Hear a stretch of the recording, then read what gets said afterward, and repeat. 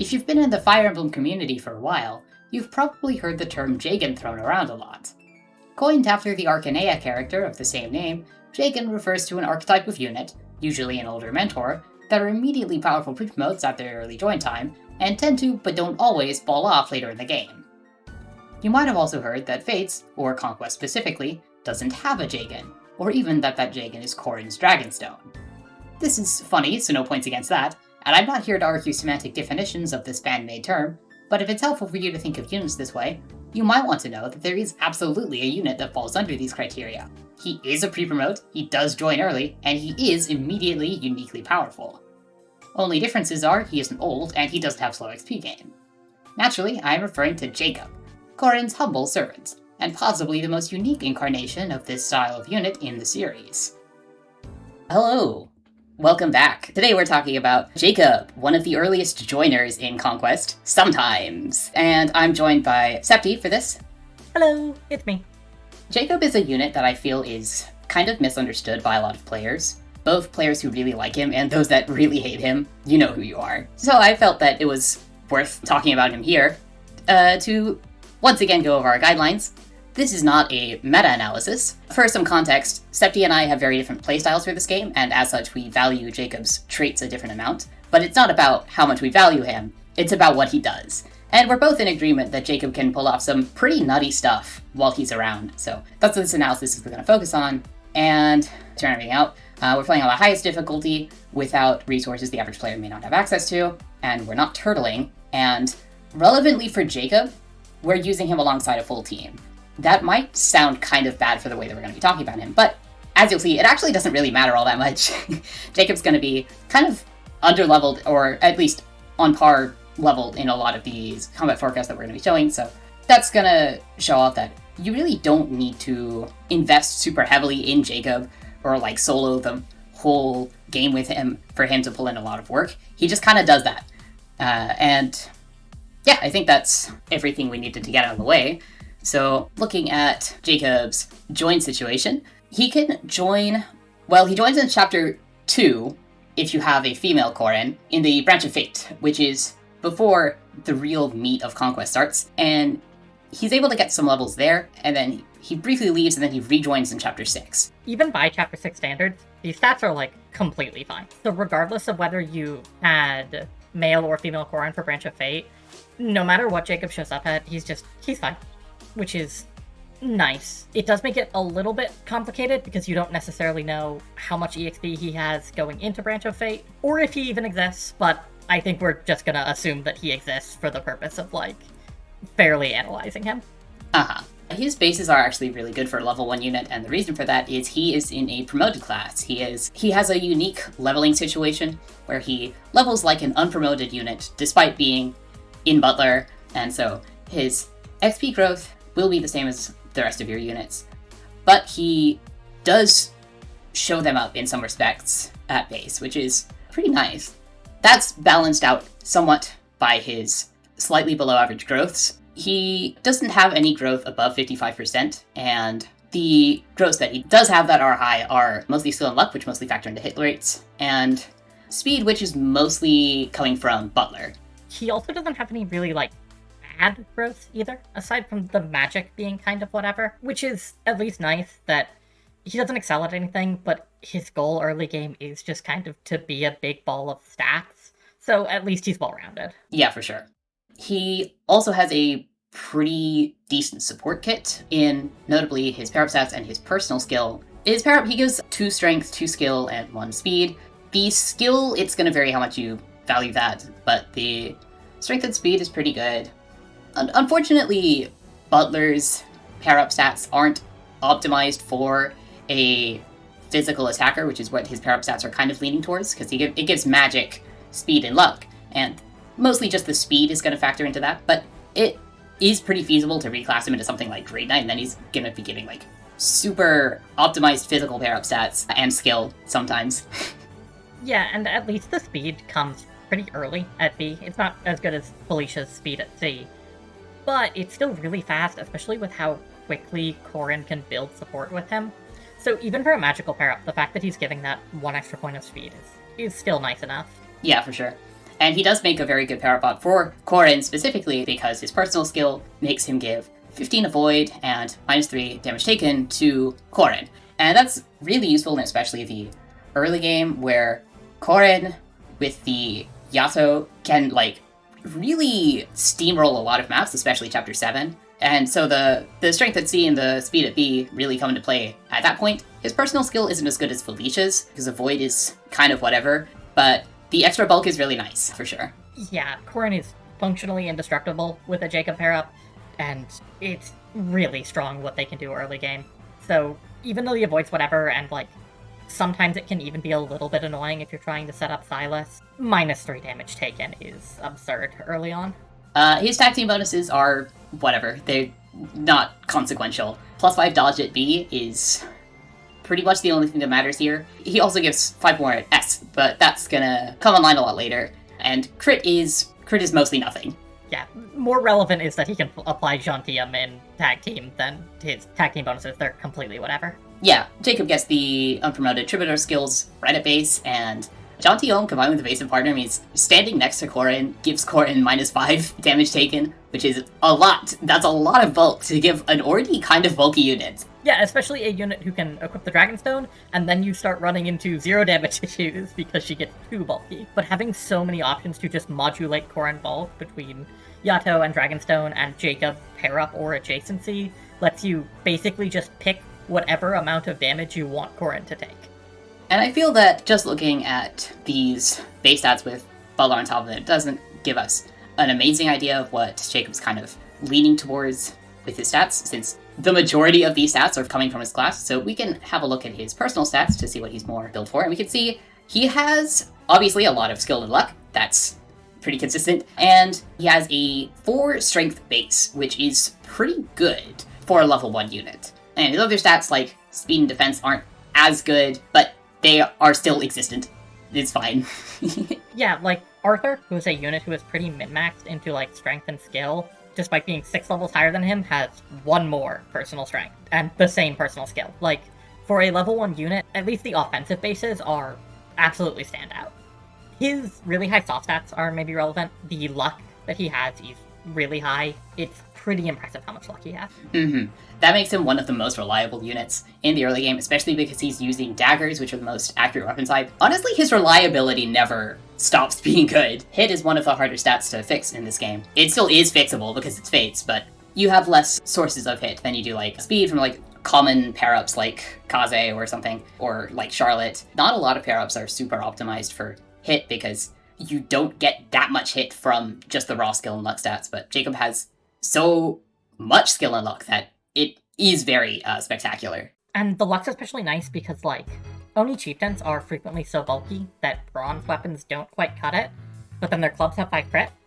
But Jacob can realistically negate the 5 crit from the clubs with just his own luck, which is really nice. Yeah, definitely.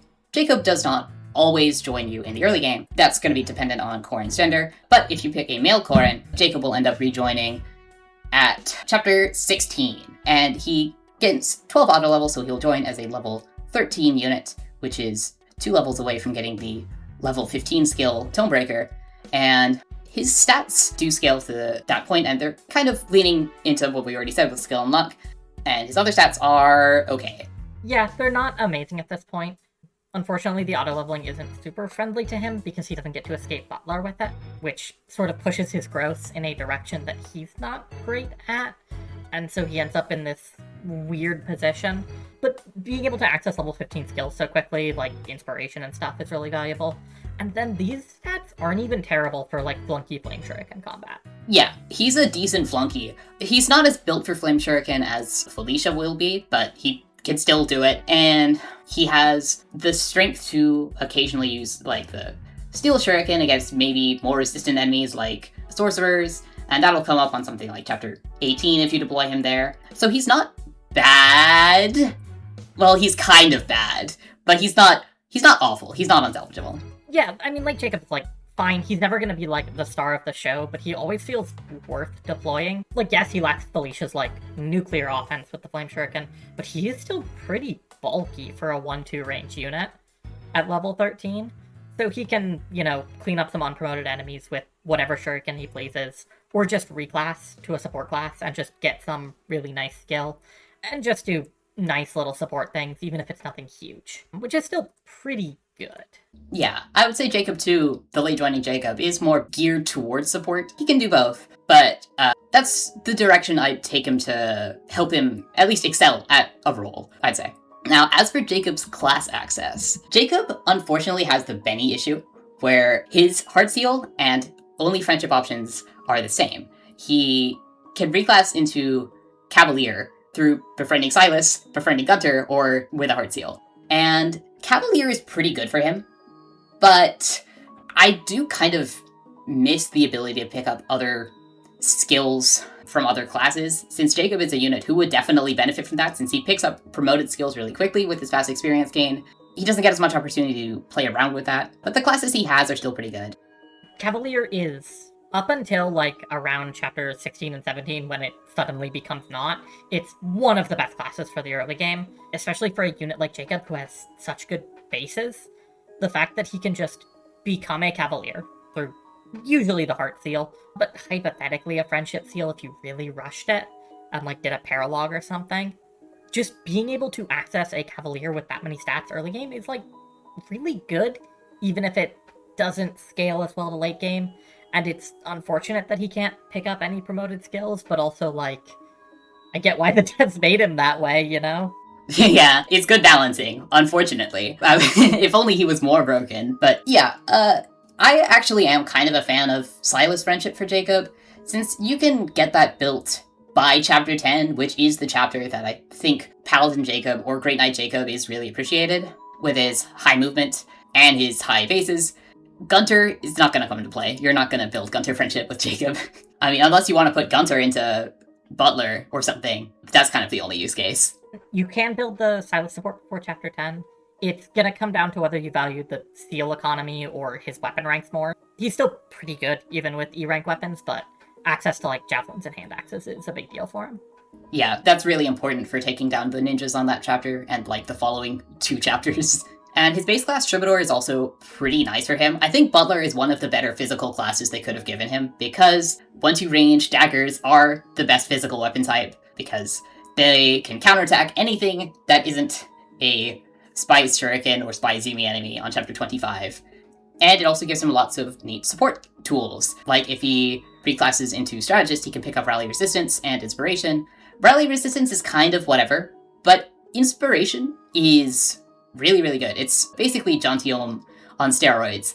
It's +2 damage dealt and -2 damage taken to all units within 2 spaces, which is really nice for hitting thresholds, and the fact that Jakob gets it really early is really nice, since normally Inspiration comes so late that it's less impactful than you would expect, but being able to get it early is really good. Butler is definitely one of the best classes. Like, yeah, the fact that it is both support and just really good combat is really nice. I don't even mind, like, live to serve. Staves are really kind of underpowered in Faith, so the fact that you can skimp on your staves by having a combat juggernaut that can heal themselves is pretty nice. It's just a lot of utility and combat wrapped up in his base class that makes it so that literally any of his 4 classes that he can access out of the gate, all of them are completely viable and work really well for him. Yeah. The other skills on the slide, we talked about Jontium a little bit. It applies to specifically female units, and a common point of comparison for Jontium is Demoiselle. They're both -2 damage reduction auras, but the units they apply to are going to be different. Some people will say that Demoiselle is a lot better since it applies to better units. I'm not super high on Odin, but I do really like Silas and Niall, so I get it. But Jontium is going to be applying to the much frailer units who kind of want it more, like Nyx and Mozu. Though, whether you actually want to be using those units is up to you. People go back and forth on it a lot. The most relevant unit to apply these words to is absolutely Corrin. It is a little nice that Jontium can apply to Effie, or if you want to just uber prop stack, you can get her to, like, taking 1 damage from spear fighters and stuff, which is nice. Or being able to, like, tank them through steel defense if you go overboard with it. So I think Jontium and Demoiselle are pretty evenly balanced, all things considered. I don't think there's, like, a huge swing one way or the other. And the other skills that he gets from Troubadour are Res +2 and Tomebreaker. Both of these are useful for taking on large groups of magical enemies. Jakob doesn't have a huge amount of personal resistance, but these skills help him get stats or the avoid if you want to be funny to take these enemies. Well, I say to be funny, but actually Tonebreaker's legitimately pretty good on Jakob, since he gets it so early. It is very applicable on maps like Chapter 16, Chapter 18, where there are lots of magic enemies, maybe even like Chapter 13, the Diviners, and like Orochi, if you can get him to level 15 by that point, which I think you can. Absolutely, especially because daggers have weapon triangle over mages, so he is also getting the weapon triangle bonuses from that and canceling their weapon ranks. Or in situations like with Orochi, normally the Calamity Gate is going to make hitting her with daggers really hard, but Jakob can just get through it anyways with Tonebreaker. And as for his Cavalier skills, Elbow Room and Shelter are two of the best skills in the entire game. We've gone over this repeatedly, I think. Elbow Room is a basically free +3 damage. The only requirement is that you be on a tile that does not have a terrain effect, and the only time that you really need to worry about that is on, like, Chapter 21 or 19. Those are the only maps that are, like, super heavy on terrain effects. Otherwise, it's going to be active in 99% of situations. You just need to make sure you don't go on, like, a stairs tile by accident. Yeah, I mean, really good skill. And then obviously Shelter is the best skill in the game. It's incredible. The more of it, the better. Especially since Jakob can join really early. That's like, besides Arthur, which you shouldn't do Cavalier Arthur, it's the fastest way to get 2 Shelter bots super early. He can even be like your first Shelter user if you reclass him immediately and get him 2 levels before Silas. And that's nice to get more actions out of the units that want more actions, like Azura. His combat EXP gain is faster than Silas's, so it's not hard at all to get him those 2 levels. Yeah. Defender is the level 5 Paladin skill, so he'll get this almost immediately in Paladin, and that's a free +1 to every stat. Not free. Well, he needs to be paired up. But normally I'm pretty critical of Defender, because I usually don't play paired up the later in the game I am. But a very early Defender, at a point in the game where I feel like you are using pair up more, well, just speaking for myself, that's really nice. And there are lots of situations where even a one-range lock Paladin can see a lot of enemy face combat in guard stance against like one-range lock Spear Fighters and Onis, so that's pretty nice. Early game Defender is, I would definitely agree that it's stronger than it is late game. I still like pair up a lot. Late game, I still like to just Juggernaut. And even though Paladin can't do that anymore, other classes still can, and he could leave Paladin. But for the most part, it's just nice that he gets it early. His claim to fame is definitely just how good his early game performance is, so I don't really mind that he's picking up a skill that isn't as good late game. Yeah, and the +1 to every stat is going to be more impactful when stats are lower, so he likes that. And then Aegis and Luna are pretty bad, unfortunately. Proc skills are inconsistent and often aren't helping you reach survival or damage thresholds, so he doesn't really care about them too much.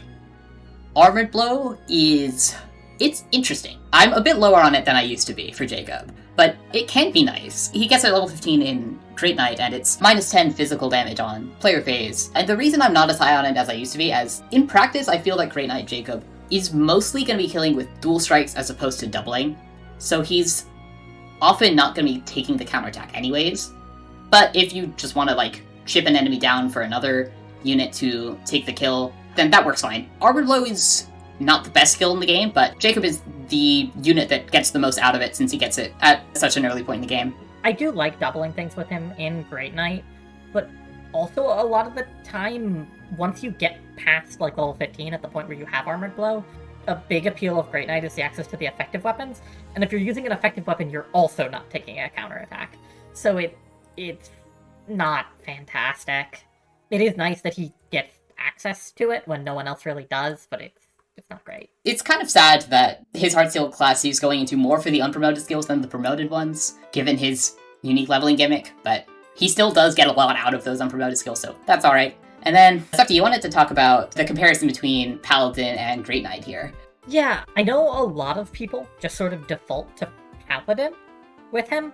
I'm of the opinion that unless you're on exactly 0% gross, I think Great Knight is basically always better for him.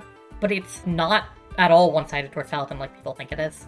The extra point of movement is nice, but in practice it doesn't really do anything early on, because you already outrange all of the enemies anyways, if you're just playing from like a casual perspective, And if you are looking at like a more meta thing from LTC, I've done a lot of testing of this. It doesn't actually do anything that early on.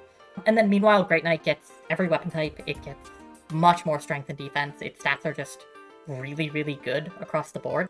The only thing Paladin has over it is that the 1 extra point of speed and the 1 point of speed from Defender hit a ton of doubling ranges on exactly 0% gross. But if he has gross, he'll just level the 2 points of speed anyways. And if he's doubling in Great Knight, then he's applying the huge strength of Great Knight twice, and it's just so much better than Paladin. I am usually not that high on Great Knight overall, but for Jakob specifically, I do really like it because it gives him a lot of strength and defense. And Jakob can sometimes run into speed issues. So Great Knight having a lot of strength to where you can get kills with dual strikes or just one-shotting, that's really, really nice for him, and I do really appreciate that. And the extra bulk gives him more enemy phase potential, which is really nice. Yeah, like if he's fighting the super slow enemies, like Onis and mages, the extra stats of Great Knight will help because those are so slow you're doubling them anyways. And if he's fighting fast things like ninjas and spear fighters, the extra speed from Paladin isn't gonna do great for him. And at that point, we'll just take the extra strength and defense. So it just kind of always works out to be better, unless the 2 points of speed difference between them matters exactly, but it's so rare that it does, as long as he can like hit a couple speed procs. Oh, technically, there is one thing that Paladin does better than Great Knight, and it's take on the Hammer Oni Savage on Chapter 11. That's true. Otherwise, though, Great Knight is usually going to be the better option. Especially because axes are really good, and Paladin doesn't have axes. Especially if you're planning to do like a Wyvern thing with him later, being able to build the axe rank on early is really nice. For sure. For a late joining Jakob, I would say his best option is probably strategist to get the support options, but early joining his, really all 4 of them are pretty great for him, for the combat or for the support. Yeah, absolutely. He can stay in Butler if you're like short on steals for late joining Jakob, and it gives him like marginally better combat, but overall, yeah, strategist is better. The way that we're going to be focusing on Jakob in this analysis is I really want to take a deep look at his early game performance as kind of this juggernaut figure, since that is when he's at his best and when he's kind of eclipsing a lot of other units. And he has 2 different main ways that he's going to be doing that combat-wise, and the first of those is staying Butler and keeping his unrestricted 1-2 range. And the best comparison for someone like that is to really the only other 1-2 range units you have access to at this point, which are Odin and Nyx, the Dark Mages. And they are going to be pretty different in a lot of ways. Yeah, Jakob does have a lot of advantages over them, though. Compared to Odin here, he is so much faster. Odin is in the weird spot where he wants both speed and defense fixed, and that is the worst combination of stats to want fixed at the same time. And Jakob just doesn't have that problem. There aren't a lot of pair-up bots that give Odin the stats he wants, especially if he wants more magic to hit thresholds. That's like the worst case scenario, because the only like magical pair-ups you have at this point in the game are not optimized to give other stats that he wants. Felicia's probably the best one, or, Jakob himself, since they give 2 magic and 3 speed, but the 3 luck is not really what he wants. He's not running into luck issues, he has enough luck. And then once we start looking at like Elise or Nyx, that's even worse because they just give resistance, which he doesn't care about, because there's not a lot of magical enemies that Odin's going to be fighting in the early game. Right, and like, none of these para partners are even giving him defense, which is his biggest scary area here. So it's really hard to find a good para partner for him. Whereas Jakob, it's very simple, and the answer is just strength and defense, and there's a million classes that give strength and defense. There are a lot of really good physical para bots that Jakob really likes, like Arthur, +4 strength, +2 speed, if he wants a lot of strength, and then Effie gives 2 strength and 4 defense, and then especially Corrin. Corrin is pretty interesting to consider in this comparison, because Corrin Backpack is really good for Jakob since he has enough speed, and that's gonna give him more strength and defense that he likes. But Odin often can't use it to the same extent, because nor Prince or Princess Corrin only gives 1 speed, which is nowhere near the amount that he wants. So it's a lot easier for Jakob to take advantage of this best para bot in the game, basically. Yeah, absolutely. You can set your Corrin to give a point of speed early on from their Bane and Boon, but at that point it's like, 2 speed is still not getting Odin anywhere near Jakob's speed, and then you're starting to optimize your Corrin's pair up towards speed, whereas Jakob could just do the same thing and optimize it towards, like, more strength and defense. Statistically, these two characters have pretty comparable hit at 1 range, but at 2 range, Jakob is gonna be a lot better. That's probably not gonna be that relevant, because Odin's still really accurate. He's still gonna hit things at 2 range. But more relevantly, Jakob also has a slight defense lead, and I think the biggest advantage from Odin is he's hitting on resistance, and he has slightly more attack, so it's slightly easier for him to reach the attack thresholds, but that doesn't really make up for all the things that Jakob is leading in. Yeah, hitting on resistance is nice. Unfortunately, he is in, like, the worst game for that to be an advantage in, because Faith enemies have surprisingly, like, close defense and resistance. Onis and archers have pretty wide gaps, which Odin does get to exploit weapon triangle over to get a pretty big lead against those, but then against everything else, Jakob just pretty heavily outperforms. Yeah, it's pretty sad for Odin. Honestly, I might get in hot water for this, but I think Nyx is, like, slightly better at trying to replicate the things Jakob can do, since she has more speed. But she's still, like, way frailer, so that's not gonna be great either. I would expect Nyx to honestly be pretty close to Odin at doing these things, and I could even see it being she works out better, but I think Jakob is just better than both of them at it. Oh yeah. Dark Mage Nyx as a combat carry is really funny. Brief note on Nosferatu, because I know people are going to bring it up if I don't. It's bad. I made a whole video on that. You can watch it if you want. I'm not going to rehash it here. So yeah, overall, Jakob's going to work out to be pretty often your best unrestricted 1-2 range combat carry at this point in the game, which is really nice. And the way that's going to be working out in practice, I'd say Jakob's best map in Butler is Chapter 8. And Chapter 8 has a lot of really good matchups for him in these Dark Mages, which do have 1-2 range that you need to be careful of. And your other best counter to them is Niles, who only has 2 range, so he's going to need pretty specific positioning to be able to fight them on enemy phase. Jakob doesn't care. He can just kind of go into an enemy group and just kill all of them. And that's really, really good for him. And his resistance is pretty solid with resistance +2. And not only that, Niles has, like, pretty terrible hit on them as well, and is taking substantially more damage than Jakob. So it's just, all around, Jakob is by far the best unit at killing these. No one else can even come close. You can even stack him to reach 1-round thresholds on the fighters if you really want to. Just take him to absurd heights on this map. Honestly, I do think Jakob is the best unit in the game on Chapter 8. He's really, really powerful against all the common enemies he'll be fighting here. Yeah, absolutely. Like, the fighters do pretty significant damage to him, but he takes so little damage from the Dark Mages, he can afford to spend, like, half his health on a fighter, and then still sweep 3 Dark Mages. Yeah, the only reason this guy's doing, like, 7 damage is because he's got Malefic Aura and Fimbulvetter. A lot of these guys are just going to be using the Thunder Tome or the Fire Tome, and are not going to have Malefic Aura, so he's going to take very negligible damage from a lot of them.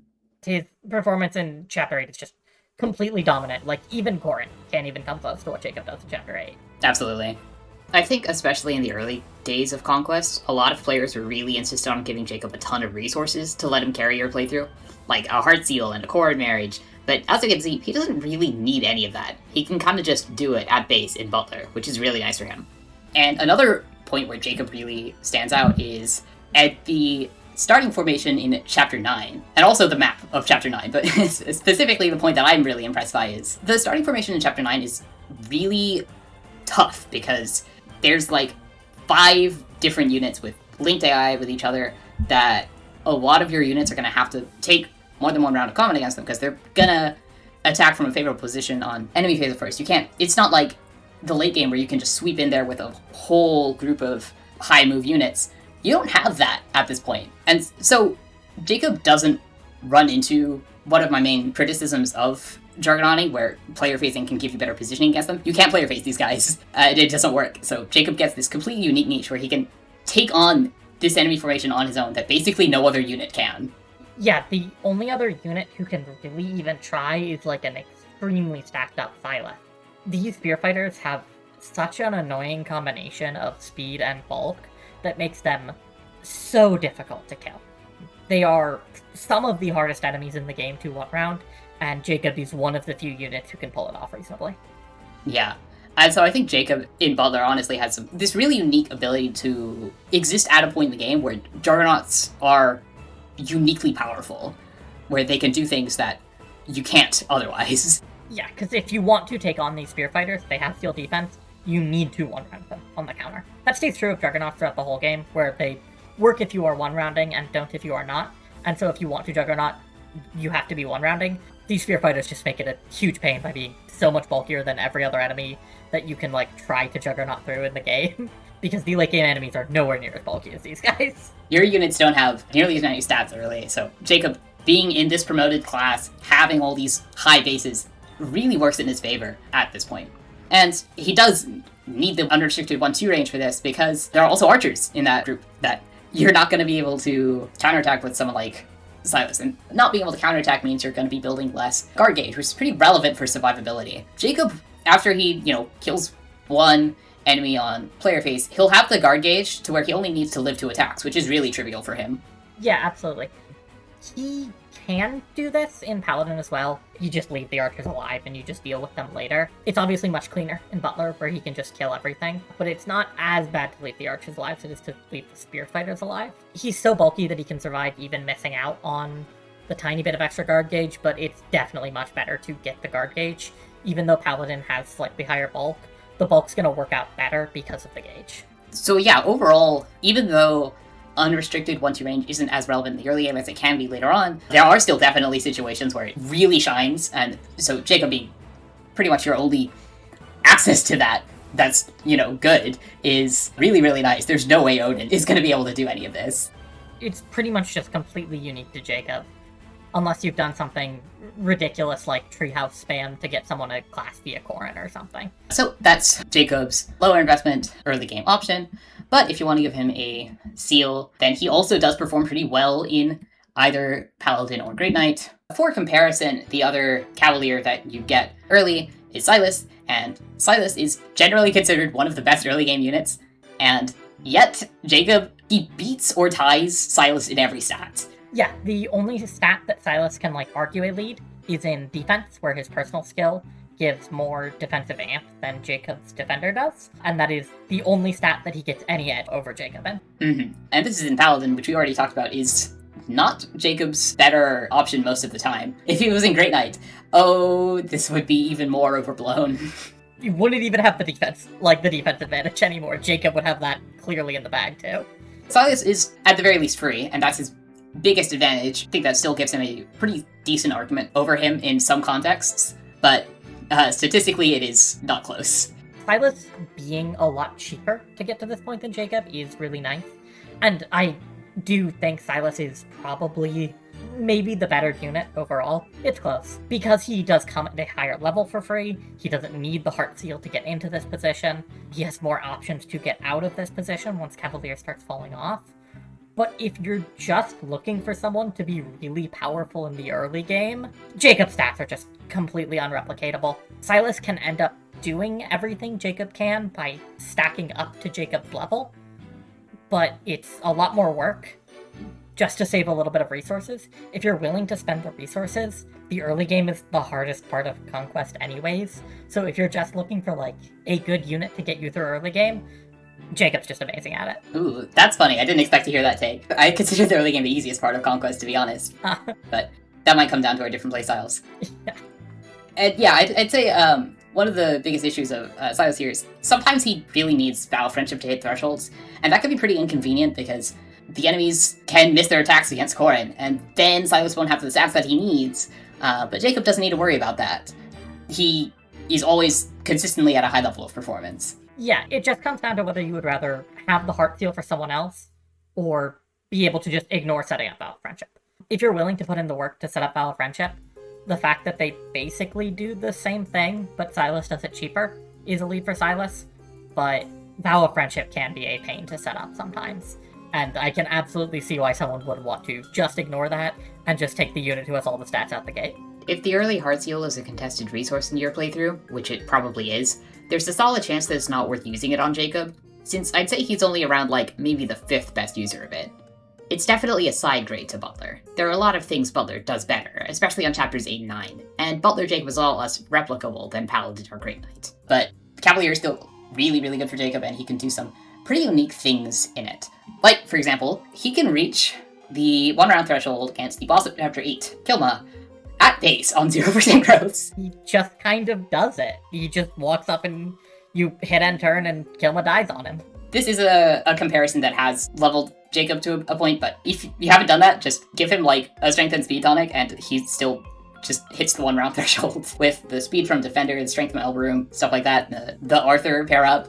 He just does it. He does it pretty reliably too, which is pretty impressive against Kilma on a throne. And, it's really nice, because Kilma is a bit of a weird boss to take on since he has Vantage and Nosferatu. You have to be a little smart with it most of the time. You don't need to be smart with it with Jakob, you can just do it. Yeah, it's really nice. The fact that he can just do this, especially because he is so good at getting to Kilma.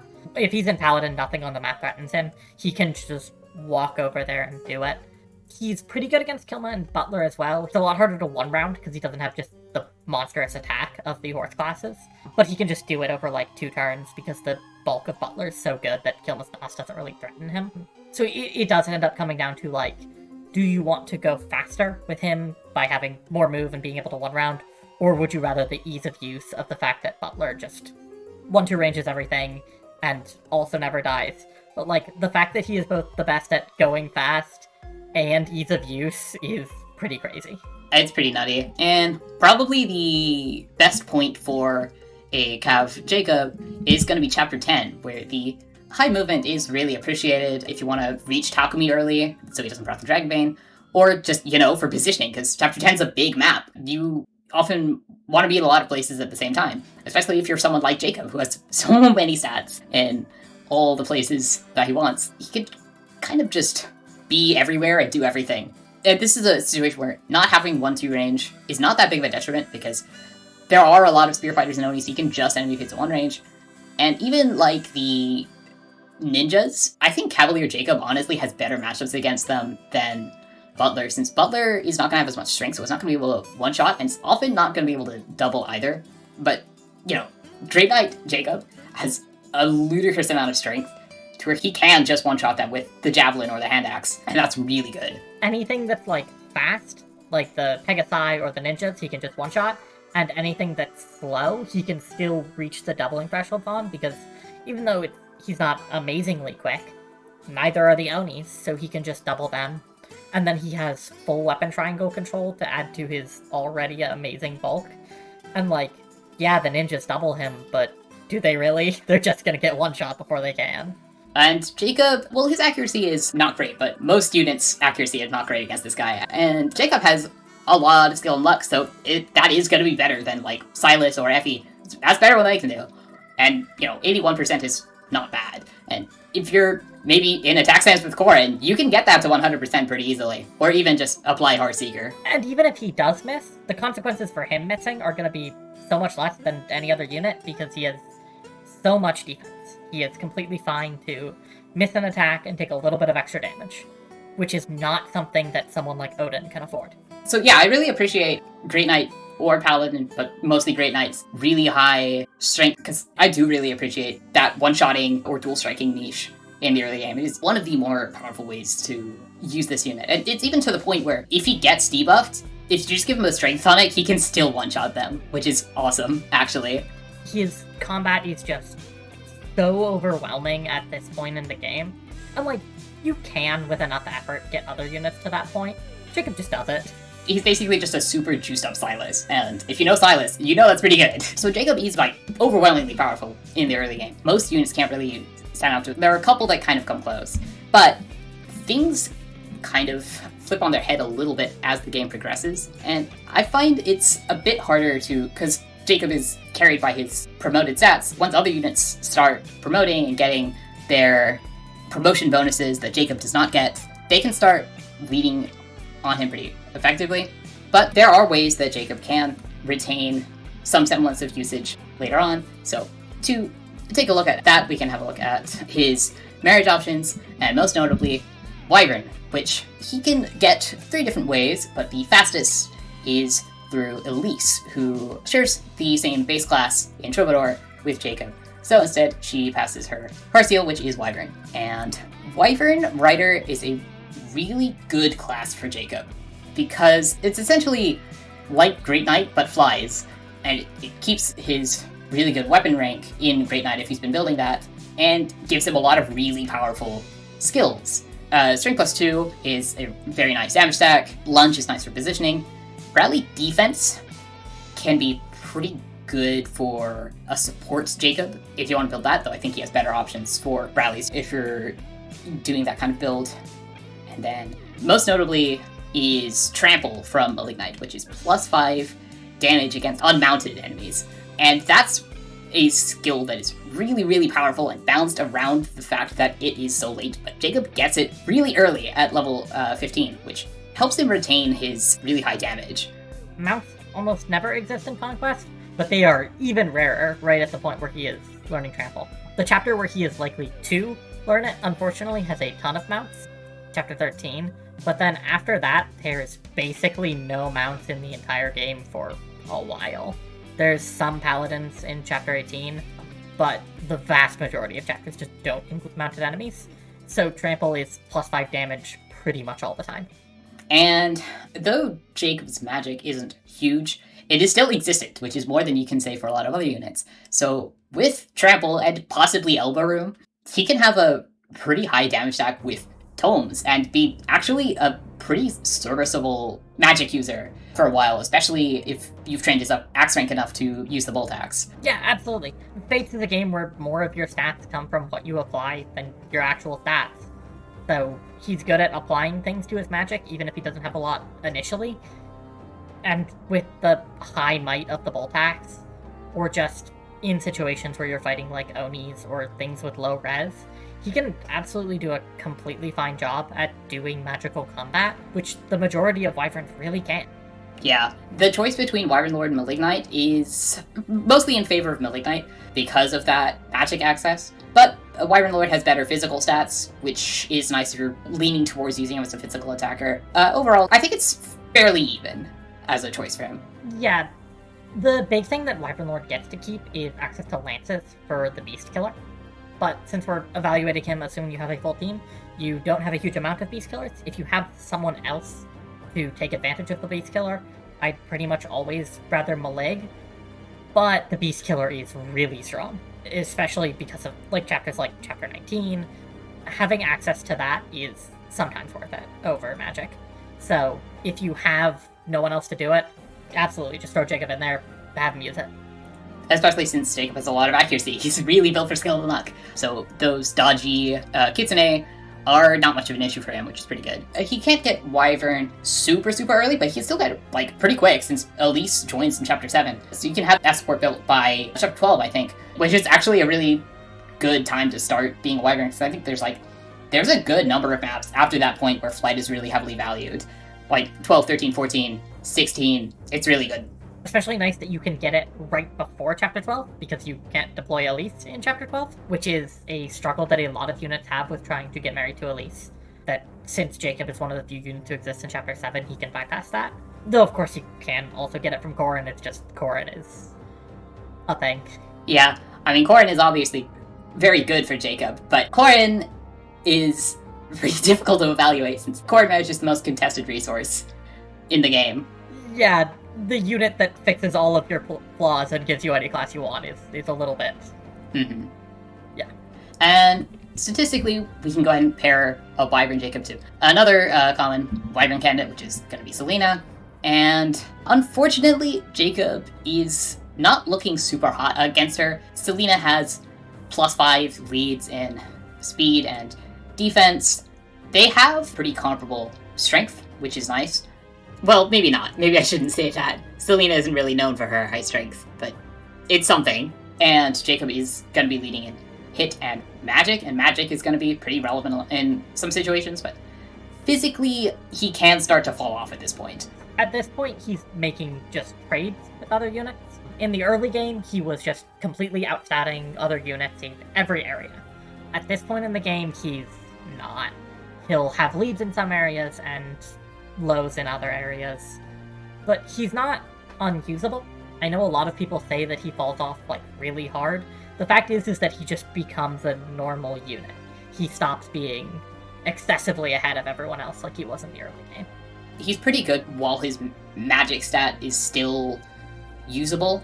There will come a time, though, where, like, his magic doesn't hold up to snuff anymore. At that point, it is kind of bad for him. It can be a bit questionable if you want to be investing in this unit who kind of has a bit of a time bomb before he stops being as good. It took him a lot more work to be a normal unit than it took anyone else, is, I think, part of it.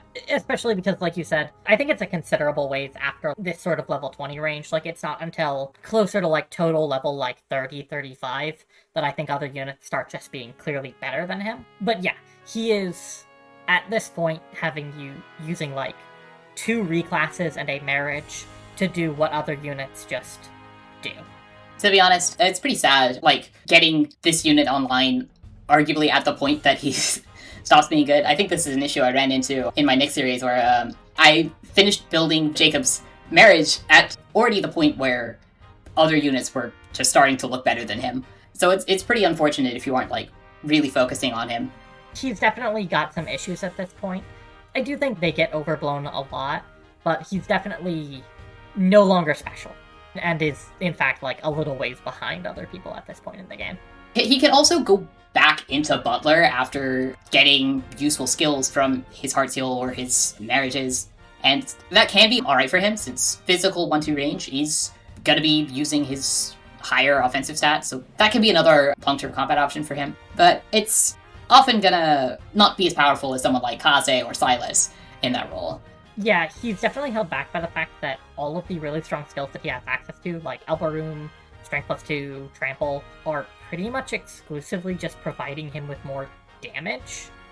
And once you get to the point in the game where, like, this is at, damage isn't really what you're looking for anymore, because if you're doubling, the enemies are dying anyways. So Jakob can stack this huge attack stat, and it's like, well, what if Kaze just doubled them anyways, and also killed without needing to stack all that, you know? Yeah, so Jacob's lower speed and defense is pretty relevant compared to other units. But if you are dissatisfied with Jacob's long-term combat, you might want to consider turning him into a support unit. And one of the better marriages for him in that respect is going to be Azura. So he can get Sky Knight, which has some really useful support skills in Rally Speed and Amaterasu, which are going to let you buff the speed of other units and heal other units. And he can, with his base class of Troubadour, he can get a lot of really powerful support skills. He can have a setup of, like, Rally Speed, Rally Res, Jontiome Inspiration, Amaterasu, and that's honestly pretty good as far as support builds go. Yeah, and even if you don't want to, like, reclass him multiple times, even if you just go Strategist to Sky Knight, he flies, he has saves, Rally Speed, Inspiration. That's pretty darn good. Especially as a way to, like, take advantage of all the EXP that you might have put into him early. Being able to repurpose it into, like, hey, he's a pretty good support unit now is really nice. Yeah, and support units don't really fall off in the same way the combat units do. They just kind of keep doing their thing forever. Unfortunately, it is a bit sad that Jakob doesn't have more, friendship classes that could give him more rallies. He's not always as optimized for it as maybe someone like Selena, who can get 4 different rallies. But the auras that he can get really early do set him apart from other units, since those are level 15 skills. Yeah, absolutely. And that's not the reason that most people are going to be talking about the Jacob and Azura pairing. Most people are talking about it in the context of Shigure, which is also a nice benefit. It gives Shigure Wyvern Rider because the male class is passed down first, so he gets Troubadour from Jacob, and then Azura can't pass down Songstress because it's unique. She can't pass down Sky Knight because that's Shigure's base class, and she can't pass down the parallel of Songstress, which is Troubadour, because he already has that from Jacob. So she passes the parallel of Sky Knight, which is Wyvern Rider, and that's why he gets Wyvern Rider. And Wyvern Rider is pretty nice for Shigure since he gives him Rally Defense, which is nice for his support kit. Yeah, not only, like, Rally Defense is really good, his stats as Jacob Shigure Wyvern Lord are actually pretty impressive too. So he's like, he has the 3 defensive rallies and good stats, which is a pretty strong starting point, especially because Jacob can hypothetically pass him a level 15 skill like Inspiration. Jacob having the ability to pass level 15 skills to kids is unfortunately not as relevant as you would like it to be. You can frequently come up with a lot of ways to, like, do something funny with it, but they never actually end up that good, aside from, like, passing inspiration to Shigure, which is fantastic. Yeah, I do think my biggest want for Jakob, like on my Jakob wish list, is funnier level 15 skills. Unfortunately, it's not like Birthright or Rev where you can get like really funny Hoshiden classes, like you can get Replicate or Life and Death, and those are like funny. I don't know how good they are, but they're funny. Unfortunately, the Norian classes that Jakob has access to aren't as good for that, but that's fine. It's unfortunate that, like, his sort of gimmick doesn't actually pan out to anything. And the thing that makes him good is actually just he has really good stats for a level 1 unit. Yeah, it's honestly not what you would expect from Jakob, but he makes it work, so it's alright.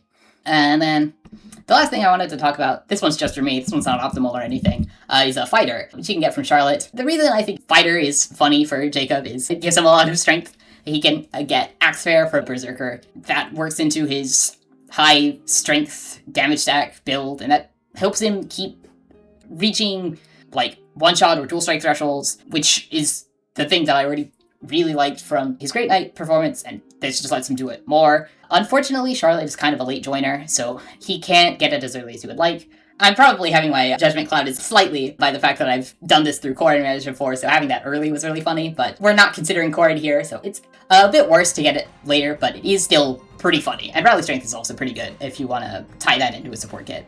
Yeah, I mean, we brought up that, like, the thing he excels at is stacking a ton of offense, and Berserker has huge strength, and you can just one-shot everything with hand axes, which is really funny. Especially because even though he'll lack Corrin pair-up in this scenario, Charlotte's pair-up is absurd too. Definitely not worth using Charlotte's pair-up on it, because there's a lot of people who can do this, but like, he absolutely can do this. Get in Berserker and just one-shot everything.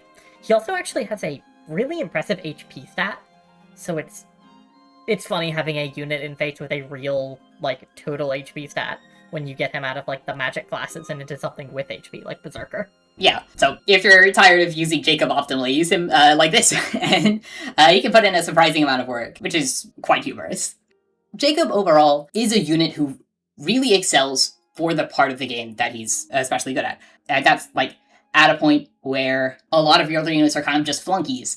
They don't have his movement, they don't have his stats, and so it's a point where a really powerful 1-2 range unit, or even a really powerful high move Paladin or Great Knight is really, really appreciated. So that's really the thing that Jakob has over, like, basically anyone else. Even Felicia, since Felicia doesn't have as much strength as him. So it's harder for her to reach kill thresholds. And how much you value that is going to depend on your approach to this game. But if you're the kind of person that's really good for, then there's no denying it. That is really, really good for him. And to help him contribute to your army as a whole. He's really interesting in that in late game Conquest, any unit can be an incredibly powerful Juggernaut, or this incredibly powerful high move unit who runs in and assassinates any enemy you want. Any unit can be trained up to that point. Jakob can do it in, like, Chapter 8, and no one else can at that point. And so even though he struggles to do it later on, while everyone else does it without too much work, the fact that he can do it early almost makes him more special in a way. And so I do think he is very, very strong because of that. Yeah, even if I do think it's the easier point in the game, it is still the point in the game where you have less tools, so Jakob having those tools is really, really strong.